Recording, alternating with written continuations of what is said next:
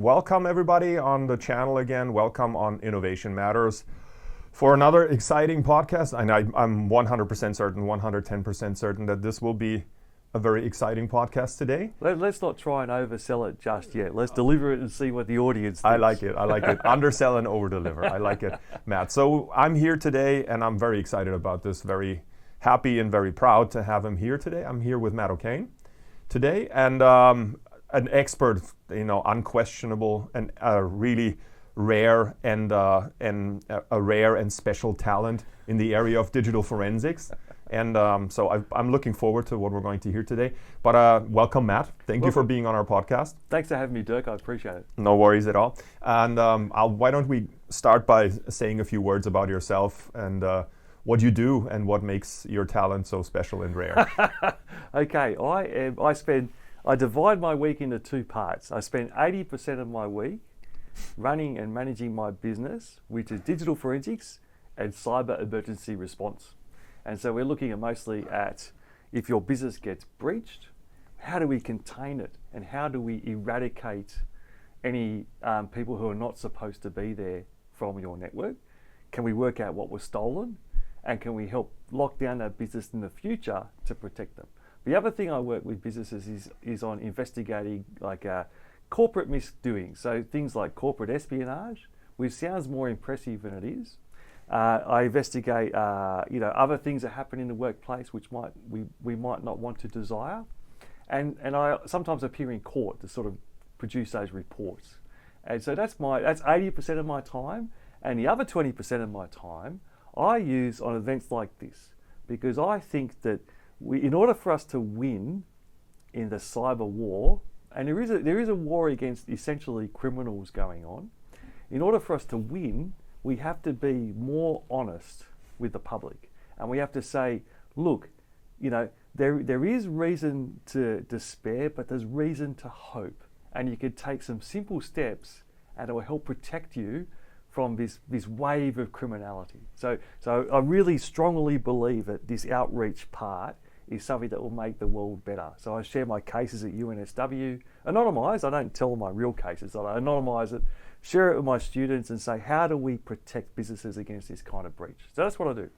I like it. Thank you so much. I like the positive, because a lot of, when people hear digital forensics and cybercrime and stuff, that immediately might trigger anxiety more than a positive outlook. So I think that's why we're here today. We're going to keep the conversation also in the positive. Let's keep it positive. I think, the problem that I see is in business, if you want to drive action, if you want to drive sales, then fear closes more sales than hope.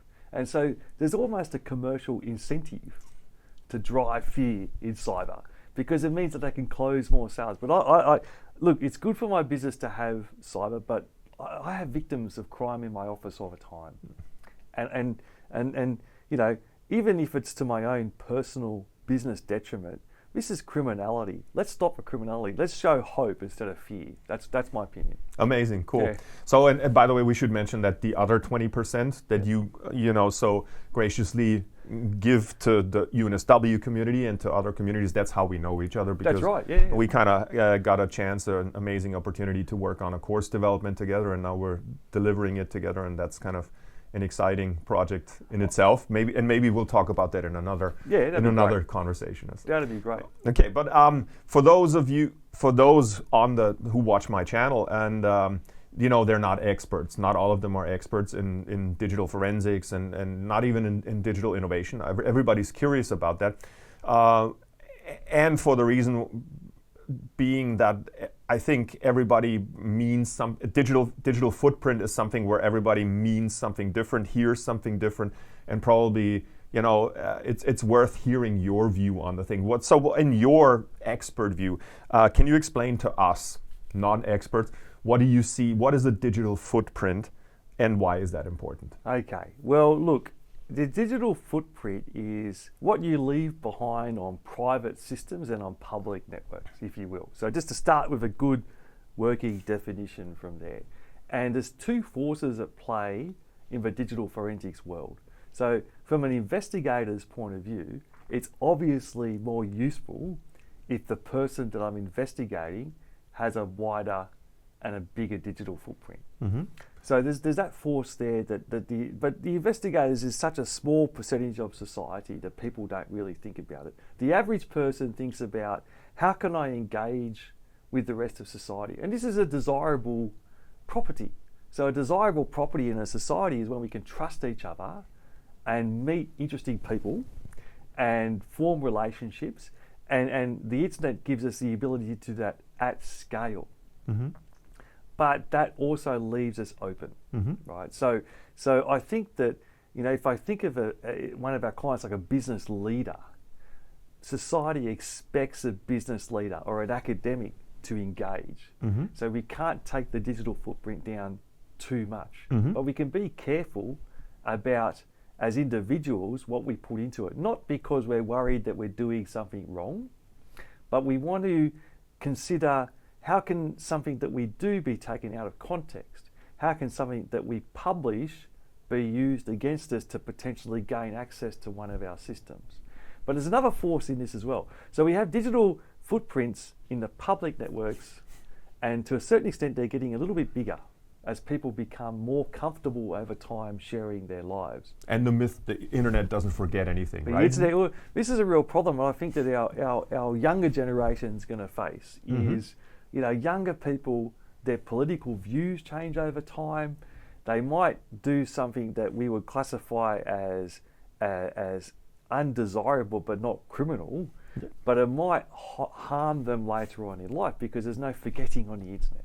Well, changing social context, right? What's kind of, if we had, we grew up a little bit earlier than most millennials, right? It's probably obvious optically, but if everything that we did in our 20s was constantly monitored and surveyed and captured and somehow retained in some form of repository, we'd probably be in a lot of trouble today, right? Well, that could be true. Yeah. That could be true. But I think that to a certain extent, society's boundaries of what's considered private and what's considered normal behaviour have changed, right? And I think that what's forcing that change is this move to the public space. But digital footprint is not just in the public space. So I look at a lot of laptops and phones as part of a normal investigation, and we're seeing the opposite. We're seeing people very, very aware, especially on work computers and work phones, that things might be examined, especially if you're up to no good. And we're seeing people being very forensically aware, and we're also seeing manufacturers locking down devices. Mm-hmm. In the old days, we had this desirable property that we could move easily from one computer system to another. Mm-hmm. Now that's very much locked down, Mm-hmm. desirably for cybersecurity, but undesirably when you want to switch a provider. And so we're seeing software providers, hardware providers locking these devices down, which makes it harder for investigators. Mm-hmm. I hear you. Yeah. No, I want to go back to the what I call the idea of the two sides of the same coin. Yep. Right. If someone thinks about the trail that we leave behind, like some people call it a trail, not a digital footprint. Okay. I think IBM calls it a digital shadow. Officially, that's their concept, that's their term. So when we talk about the negative side of it, the not desirable side, the one that might end up in an investigation, we talk about digital footprint, we talk about digital trail, we talk about digital shadow. On the other side of the same coin, possibly, is social media presence, and that's can be a thoroughly desirable kind of thing. In your view, don't they vastly overlap in a way? And where do you see where do you see the key areas where they don't or shouldn't overlap? Social media presence as sort of the positive side of it, and then the trail that's not desirable as a negative side. Well, we're seeing some of these questions being grappled with courts all over the world. Mm-hmm. So one of the more recent one was, I think it was a claim about there was a fellow and he was killed in a self-driving accident. I'd have to review the actual case. Yeah. And essentially the argument that the family was putting forward in the United States court was that there's all these video evidence of Elon Musk saying You know, self-driving cars, they're automated, and he's very, you know, he's cautious of what he says, but if you look at it in a certain way, there's a potentiality you could interpret it as him saying that the cars are more automated than what they really are. And the defense that the Musk team ran was, well, there's all these videos out on the internet of Elon Musk. And so, given what we know about artificial intelligence, we can't rely on these evidence at all. We must dismiss it all, right? Now, that evidence, that argument goes too far, because there's date stamps of those videos, and the videos have been held by authoritative sources like YouTube. So the argument didn't really stack up, but we're starting to see people pushing this argument. So we have someone who's whatever you think about him, he's a high profile business person who needs to engage with society, who by factor that will have lots of material online, video content, written content that can be mimicked and extended by large language models and these new types of AIs that can produce video content, 11 Labs and such and so forth. And we're seeing this manifest in society, you know, and we're seeing that there's a case, it was claimed, and I don't know the details of his case, but there was a fellow in Hong Kong who claims that he transferred money based on a video interaction with 6 or 7 other employees in a business. And so if you take that as his side of the story and you accept that story, then what follows is that someone's gone to 6 or 7 people, obtain lots of video and sound, and then use some sort of artificial intelligence engine to produce fake people, which were driven during a Zoom call. That brings up, you know, the obvious elephant in the room that we would get to one or another way when we talk about this, right? You know, and again, like, you know, bearing in mind like what our audience, you know, might care about. So at least a few of them, and I know my students who would watch this channel, and I knew people who would watch and you know, go onto my channel to listen to something, they would have this question right now. They would say like, so are we very close to you know, a place in time where it's almost impossible to determine for sure whether that person X has written that email, or whether, you know, they could just simply, you know, duck out of it by saying, okay, sure, that email came from my account, but, you know, Notion or some other algorithm wrote that, and that's an accident. That's just where, you know, it took a life on its own and stuff, and then trying to prove that. Is that something that keeps you up at night? I think that a lot of my business comes from authenticating communication. And this is in the pre-AI era. So it's like, did that person really send that email, right? Or was that, did that come from someone that was impersonating that person? And I think that going forward, we're going to see an increase in that. I think we're going to see more disputes about the authenticity of things. And I think that's going to bring, being declaring, it's going to bring digital forensics a bit more into the frame to authenticate that. But I think we'll see sensible technological responses to that. So you might see more responses where we're seeing email is such a powerful tool because it's interoperable, and it would be undesirable if it went to a single company. But one of the things that that might be desirable is that instead of this complete open system, that we looked at a system where people had strong identification, as an example, right? And so, you know, we can sort of, I think society will sort of, eventually at some point, society said, that's enough of that, we need to change. And I think you'll see that evolve over time. And that concept of strong identification, that's, you know, that turns a light on, that puts my antenna way up. You know? What does that mean? What does strong identification mean? And our audience will want to hear what does strong identification mean in the era of AI being in our lives. No problem. So so if I write an expert's report for a case, so we reach 2 tests. So the first test might be, we see a particular account someone logged in as, or a particular account performed some sort of act that is undesirable. Mm-hmm. And in the report, it would say something like, the person logged in as, Fred, or the person logged in as, Josephine or whatever. That's what it will say in the report.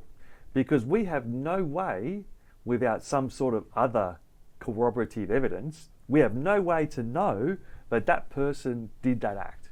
Mm-hmm. But if we include additional evidence, so for example, did they log in using a second factor? And how do we know that second factor was that person? Was it on their phone? Did it go to their phone number? Is there another device? Do they have multiple devices registered for second factor authentication? So we examine all those things, and then we can increase the force of what we can write in our report. Mm-hmm. We can say that we know Fred did this because 2 days before, Fred authenticated on his phone, and we also know that no one else logs onto that laptop or something like that. So we have additional evidence to sort of make that stronger. Mm-hmm. But that's in a very controlled, corporate or business environment. Mm-hmm. If we now expand this to society, then we can't, we still can't go as far as that. We're still going to write a report that's going to say the account logged in as x.gmail.com or whatever it might be, did this action. Mm-hmm. But as time progresses, it might be desirable for us to be able to say, I signed that contract. I made that agreement. Mm-hmm. I authorized the transfer of that money. Mm-hmm. And so when I say strong authentication, strong identity, we're seeing this push towards adding in extra information to enrich the login of a person. So they logged in. Now we know there's one account, but do we add additional information like a second factor, like a phone number? Do we add additional information like a passport? And so we see this gradual enrichment of this account. In the Australian context, we have this kind of already with MyGovID, Mm-hmm. and we see different levels of they call it strength of authentication. So we see standard and we see strong, Mm-hmm. and it's not a perfect scheme, but it's pretty good. Mm-hmm. Now, is there concerns about the usual people when they raise concerns about this? They're talking about what happens if I want to be anonymous on the internet. And that's a good question, right? Well, I was going to ask that question. Because the channel is called Innovation Matters, and probably, I don't know if people notice, but we're kind of slowly moving towards innovation. One point here that is really interesting is the device manufacturers that make the devices. We're talking Apple, and we're talking Samsung, and we're talking Microsoft, and the people who are responsible for the operating systems.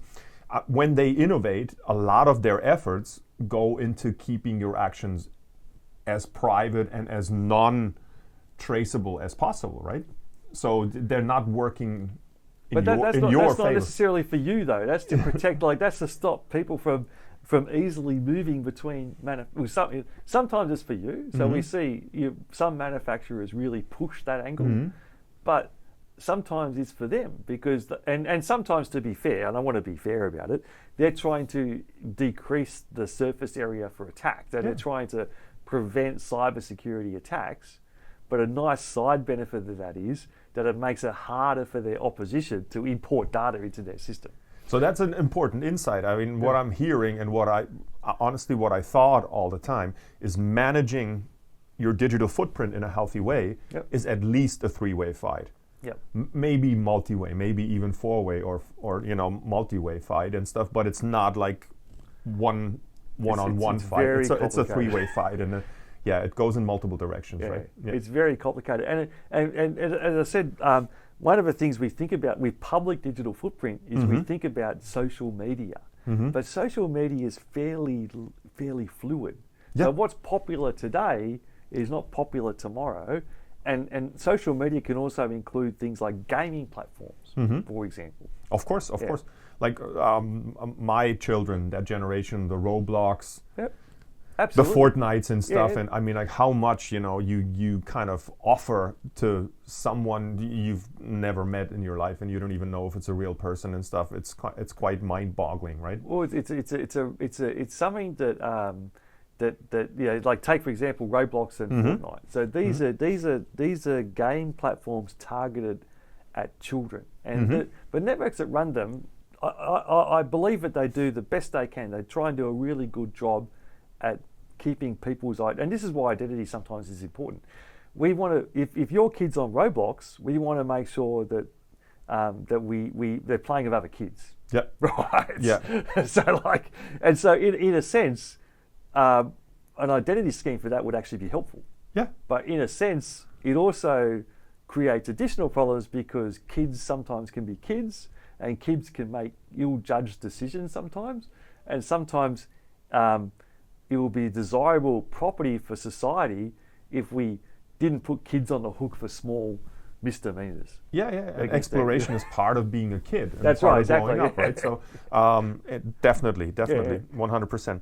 So in a general sense, how do you think like digital innovation and efforts are impacting our digital footprint? If you had to say it in a few words, what are the main linkages, the main connections between the innovation going on in the digital space and managing our digital footprint? I think I think you summed it up beautifully. Okay. There's this tension, Okay. and the tension hasn't been resolved, and probably rightly should not be resolved. It's useful to have the tension, and the tension's between the desirable fact of having people make communications and transactions in a way that guarantees it's that person, and then another tension which is this property that sometimes politics changes, people make mistakes, and we want some sort of safe space for that. But also we need to make sure that for serious crimes, people can be held accountable. Yep. Right.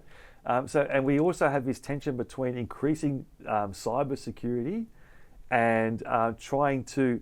One of the interesting properties of increasing cyber security and locking down of devices is sometimes it makes them harder to repair. Right. And so a desirable property for sustainability is repairable devices. Absolutely. But sometimes the cost of that for society is a weakening of potential protections for cyber security. And so all of this is, I guess my point is, and there's no easy answer to this. The only easy answer is that we continue to engage and weigh the balance. So good examples of the United States. So we have, in the United States, there's a very common court order called a geofence warrant. Yep. So let's say there's a murder or something in a particular area. Then in the United States, you could seek a judge and they can issue a warrant to Google, or a court order rather, to Google, and says, tell me everyone who was in that particular space at a particular time. Right now, you can argue whether or not that's a good approach to justice. That's a separate discussion. I'm not going to get into it today, but it's a thing, so it exists, right? Well, it definitely would start to worry a few people, like because wrong place in the wrong time. Wrong place, wrong time. Gets a very gets a very new meaning in that sense. And there's issues of equity, because if you want to fight that order, justice can be expensive, right? So there's equity issues, but one of the things that things change over time is we see in the United States is and without getting political, is we see a move away from allowing abortion. Right now, you can have whatever view you want, but a lot of digital footprint has been recorded about people moving in and out of abortion clinics, which could leave people who didn't believe that they were committing a criminal act exposed. Right? You could just walk by, and then You that can walk places by. you. Right. And, That's right. Now, as I said, I want to be careful because I know people have passionate views on it, but I guess the point which I'm trying to raise is that politics changes, and so digital footprint, we need to think about it as a 100-year enterprise. What's an acceptable thing that's likely to stay okay over someone's lifetime?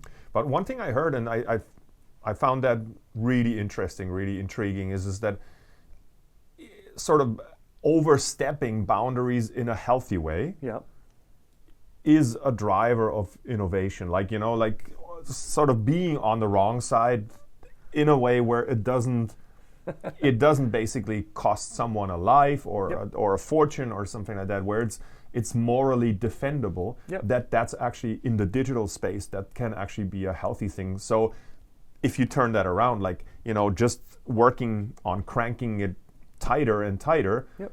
might be a bit futile because there's so high plasticity, and on the other hand, you may not do the whole system around digital footprint and digital innovation a big favor by doing that, by cranking. Is that kind of? I think it's complicated because, as I said, as people, the internet. If we can work out a way of improving the trustworthiness of our online transactions, Yep. of our online interactions, so I can meet people all over the world, and I can be assured that they're genuine and they let's say someone approaches me and we can talk about things openly and in a trustworthy fashion, that's a good thing. Yeah. But unfortunately, we have the situation where we have this very large criminal workforce who is exploiting these trust networks, who's exploiting these trust systems. And so I think that if we think about digital footprint over time, and how digital footprint is how we interact with society, and we want that. We want, and people, whether they admit to it or not, they're expanding their digital footprint, right? And that's good, right? So how do we help them do that in a safe way that's robust to political changes, that respects their privacy for matters that are private, that doesn't over punish for small transgressions? How do we do that? And that's what I talked about, Yeah. right? That we're not seeing a flood of lawsuits for kind of things that may not be worth, prosecuting in a sense, because they're in this exploration zone, as we talked about. Well, we see this with sometimes people on Facebook or other social media platforms get out of hand, and I think the government is talking about increasing the bar for defamation. Now, I think that I don't know what the right approach is, but I like it that we're talking about it, right? We're talking about what's the right approach. I think I want to be careful on taking a political position, but I like it that as a society we're analysing these balances. Yeah, definitely needs to be part of the conversation. The concepts or the ideas of like the social media witch hunts, which was all terrible. over the political campaigns, or manipulation is something that we talk about in the course, right? The digital ethics compass, and then you can't but wonder also. There's like very kind of thoughtful kind of tools out there, like the digital ethics compass. We just taught it in the course that we're involved in, the both of us. But then, our students ask us, and users rightfully ask, so what if you overstep? Who's going to get sued?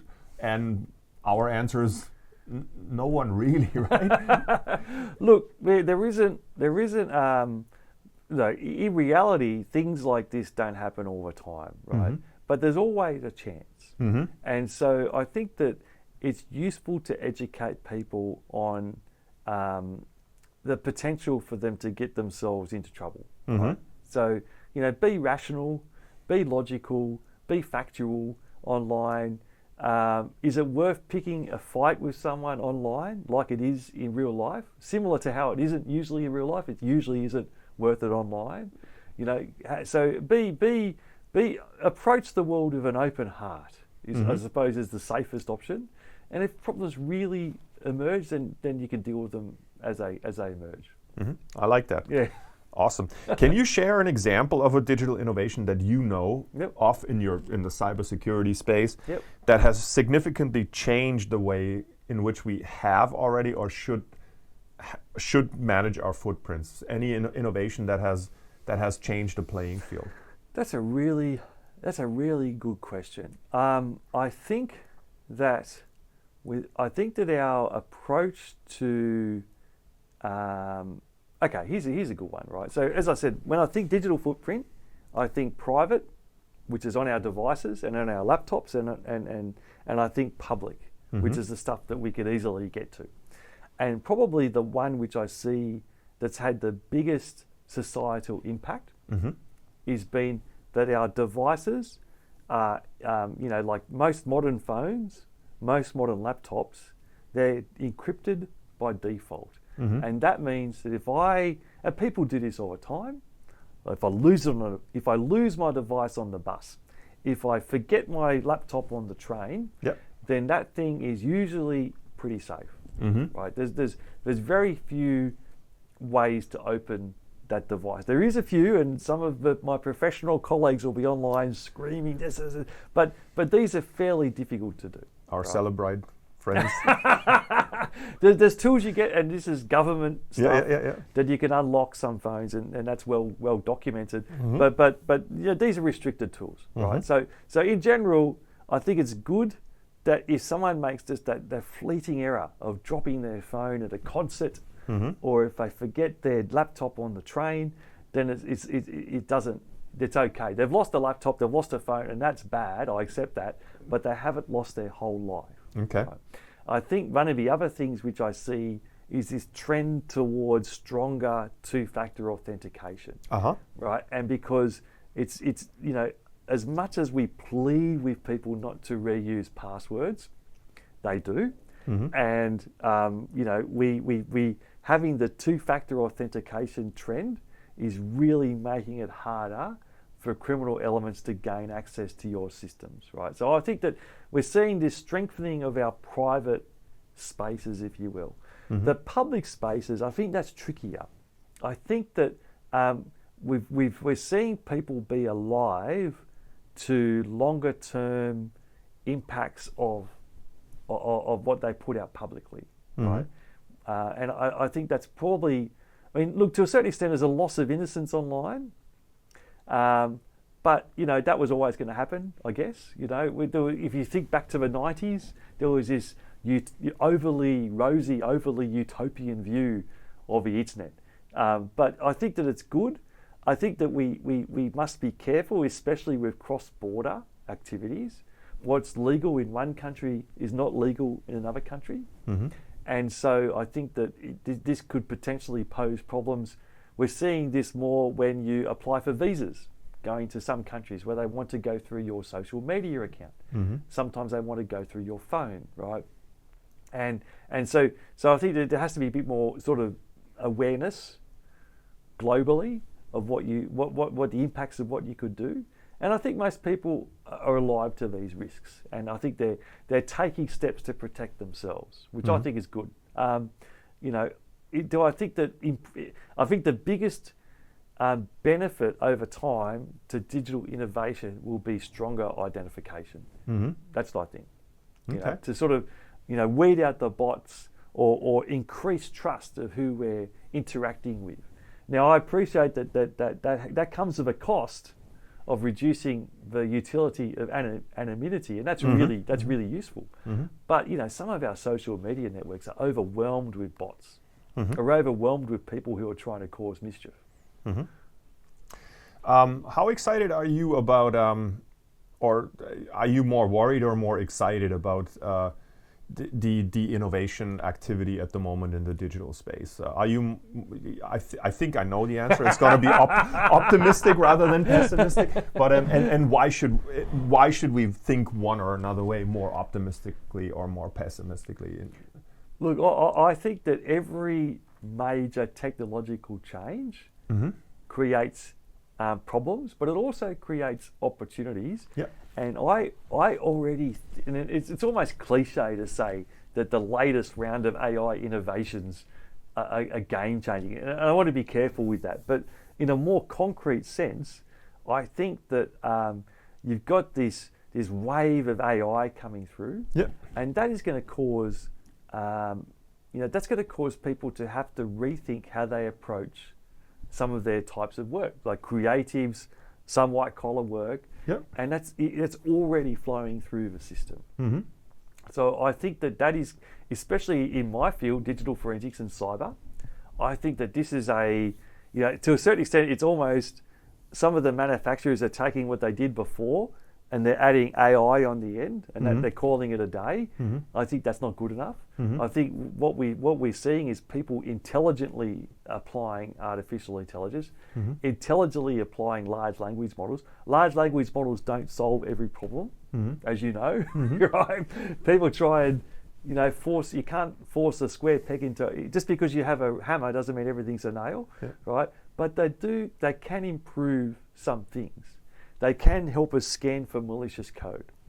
They can help us create investigation reports faster and more efficiently. So there's things that we can do which are very practical. And I think that this is going to be good. I think the downside is, okay, take the example of the large language model and fine-tune training. Right? Okay. So take this example. So we all understand, or hopefully we've all seen how ChatGPT works. We can chat with the computer. Now imagine this: we can train a large language model to behave in a way that we want it to over time. And we hear people talking about taking someone's lifetime of messages and lifetime of email and training a large language model to talk like that person. So after that person's deceased, then their loved ones can continue talking with them. Now, I'm not super comfortable with me living beyond my grave, my death, but some people, that would bring them comfort, and I respect their opinion. Well, companies like double edge of that, right? companies like Replica are definitely moving in that direction. And it raises a ton of ethical questions, right? The whole idea of having someone as a conversational partner that is deceased or that is virtual and stuff. I heard from my students that they heard, so this is like second layer, that someone actually wanted to get married to their digital, replica. And I was like, whoa, and I get, you looked at me with a little bit side-eyed because from our conversations how I think and how I get a lot of side-eye for being more on the skeptical side of things, right? So I teach digital innovation, so everybody kind of expects me to be like full on, and the world's going to change in this way, and we're going to see this, and I'm holding back a little bit. I kind of say, like, time out. Let's not forget about our healthy kind of skepticism towards this. So I'm not and that kind of doesn't necessarily trigger all positive reactions. I hear you. I think if a deceased wanted it and the relatives wanted it, that's okay, right? But this kind of technology also has a dark purpose. It does. So you can replicate someone. I'm not saying a reputable company would do this. Yeah. But someone with the technology's out there. Yeah. So someone could replicate you online and provide a very convincing portrayal of you, which might get past most people. If I talk to you or I talk to your digital twin, sometimes I might be fooled by that, potentially. And I saw that there's a study in Nature, just came out about 2 weeks ago, that and this is all positive, don't get me wrong, that interacting with Replica has, kind of had a positive effect on suicide prevention. Okay, great. And that's all. I love that. I love that part. But the skeptic in me says, like, let's just pretend, as a thought experiment, if someone can talk you out of suicide in a very desperate situation, if it malfunctions or if, can really bad things happen. It turns on. I hope it turns on it turns on the skeptic. It does. It does. I hope it. I sincerely hope that smart people are working hard to prevent that. We really hope. We really hope, right? Yeah. I do have to ask sort of a private interest, kind of not the official channel kind of person that I'm representing here, but the former Massachusetts resident. Yep. And it's a geek out kind of question, because everybody, like a lot of people in my social network professional network are still from Massachusetts, and there's a big trial going on, and it's based on digital forensics, and there's a lot of questions everybody's hung up on. Everybody knows the trial that I'm talking about. I don't even need to mention any people that are involved. But one point of contention is heavily, it focuses on digital forensics, and it's about a Google search. right? On an iPhone, I believe it's been made on an iPhone, and there's like 3 versions of it. So there's search A with a pattern A, then there's a pattern B, then there's another pattern A, and that's what they're. And some people have actually, argued, experts in this space, that this can be like an echo. Right, you can accidentally, and I think this is important for us as everybody's interested as a private person. Like, can I be accused of having searched for phrase A at time XYZ because I had a browser open or something like that?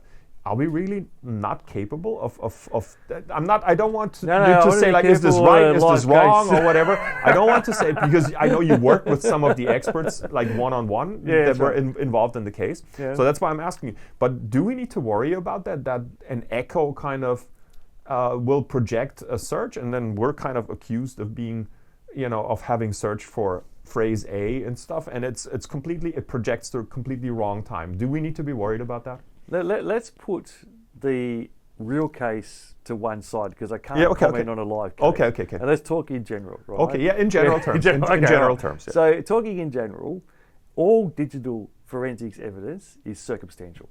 Okay. Right. So I mean, it's still possible to form an opinion. A decision maker, like a judge or something like that, can still form an opinion, or a jury can still form an opinion on circumstantial evidence, but usually it needs to be improved by something else. So if you like, the computer is providing some evidence to a particular activity or a particular crime, right? They're kind of like, in this context, the computer could do many things, but in this context, it's kind of like a witness, if you will. Right? Now, in order to sort of explain a particular action on the computer, it either stands on its own and is self-evident, but if it's contested, then what would need to happen is there'd need to be some sort of in a best outcome, we'd want to move beyond an opinion. We'd want to move to a point when, if something's being accused of operating in a particular way, can we replicate that in a scientifically controlled fashion? Okay. And without being narrow on that particular set of circumstances, can we explore in a scientifically rigorous way what the range of outcomes are that are adjacent to that particular activity, right? Because when a good investigator, and as I said, I don't want to talk about the particular case, but a good investigator will look at both supporting evidence and evidence that knocks down the argument, and report both. Under the Australian Code of Conduct for Expert Witnesses, your first, and it's different to the US, but it's roughly the same, your first duty is to the court, right? Is to provide an impartial, you provide relevant and impartial evidence in your field of expertise, right? So to rise to that level, you'd need to actively search for supporting evidence, and the most common way to do that is via scientific experiments in the lab, and you need to search for disconforming evidence, right? And you need to make a genuine effort, because this is high stakes. You need to do the right thing, right? Other ways that can explain circumstantial evidence is eyewitness accounts. So did someone see something, or is there some at sort a computer keyboard or at a terminal, or maybe. I mean, like, it could be in a corporate context. An example might be, all right, so we've got Fred logging into a system at 9 p.m. on a Friday night. How do we know it was Fred?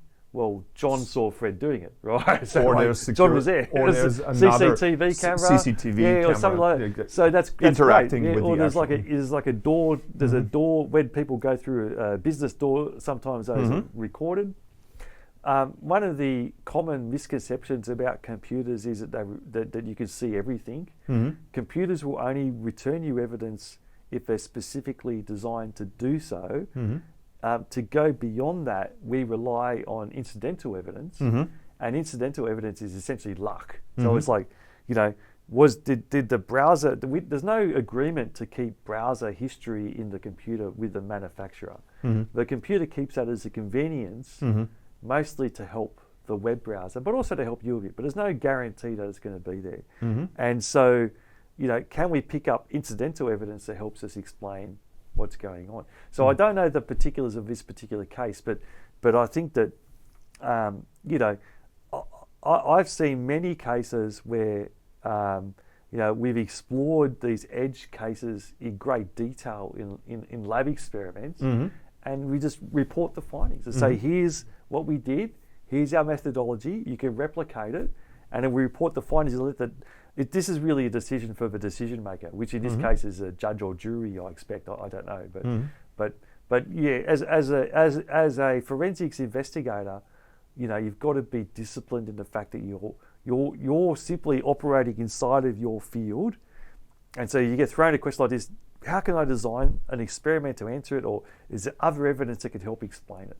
Really interesting. Yeah. So I think it's relevant to our conversation because some people who are not involved in any kind of court proceedings or anything might be worrying, is this going to come back at me in some form or shape and stuff? And I don't think we need to be like super paranoid about a big brother threat in that sense. Like we're not going to be convicted of something. I think in Australia we've got, and in the US, there's protections, right? Correct. Is there any human-driven system that's perfect? No. No. Right? But like if I look at this system, we've got a lot of checks and balances, right? So, there's always this fear of if I record all this information. So one of the things that's helpful for me is to encourage businesses to log more information. And it will help solve many more of their internal questions. Did Harry steal the customer list? Did Julie steal the secret designs? Did the hackers steal the database, right? More logging helps solve more questions. But there's always this concern, like what you're saying, in the back of people's heads of self-incrimination. Yeah. Right. And the self-incrimination question is especially important if a company deals across an international border, right? Where sometimes laws can conflict, right? Right. Everybody who's seen Jason Bourne, like the 2016, right? There's a lot of that going on in that movie. I like popular culture, but and I like you're movies, cooler than me, right? So I mean, I don't know the movie, but the conflict of laws issue is something you need to get advice on, proper legal advice. In terms of individuals worried about self-incrimination, look, there isn't really a big brother doing it. Like in order for someone to, for example, for 99.999, vanishingly small, for most people to see what's on their phone, the only way to legitimately, to realistically do that is to get a court order and to, have it, you have to hand it over, right? In Australia. I don't know about the US, and there's international border exception, right? But these are really the two main ways. There isn't really a secret way that's going to be used in Australia against Australians to do that in like almost all cases. So I don't know. I think the best approach here is to say, what can we do to strengthen the safeguards on our justice system? Because it's desirable for our authorities to investigate things, but it's also desirable to have them have oversight, right? These things are both desirable, so we need to work out the balance. Amazing, Matt. I'm so sorry. I could go for much longer, but I think we're going to be kicked out of the studio at some point. Problem. And thank you so much. Thank you so much. For inviting me. Any kind of final words that you want to share? No, just don't. Like I always say with cybersecurity, use only trusted devices. Do everything you can to not reduce the trust in the devices, so don't do crazy things on them, and protect your most important accounts. And if you do those three things, you're going to be ahead of a lot of other people.